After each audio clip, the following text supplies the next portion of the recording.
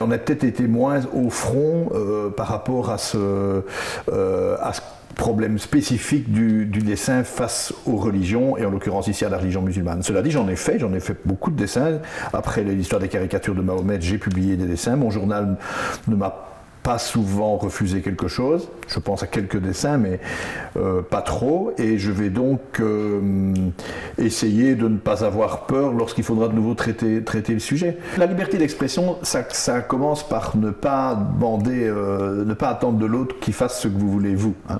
Donc chaque dessinateur fera ce qu'il voudra, selon moi. Voilà. Je me suis quand même permis depuis quelques jours de plaider un peu auprès de mes petits camarades pour ne pas qu'on se lance, en tout cas dans quelque chose de groupé et d'organisé, dans une espèce de réponse violente, c'est-à-dire moi je t'emmerde encore plus et du coup je vais dessiner ton prophète, je vais faire ça. Bon, parce que je fais partie de ceux qui disent ça ne sert à rien. Les caricatures de Charlie Hebdo ont blessé des musulmans qui n'avaient rien de violent. C'est le droit de Charlie Hebdo de l'avoir fait, c'est leur problème, c'est pas le mien. Maintenant, ce qui s'est passé a blessé, évidemment, enfin, a tué, et a blessé aussi des musulmans qui n'ont rien à voir avec ça, et à qui maintenant on demande quelque part de se justifier, de se désolidariser, de tout ça.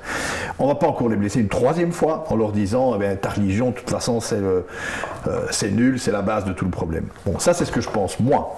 Mais c'est pas non plus de l'autocensure. L'autocensure signifierait qu'on me demande de le faire et que j'ose pas, ou que j'ai envie de le faire et que je n'ose pas. Simplement, je n'ai pas envie de faire ça. Moi, j'en ai jamais eu envie.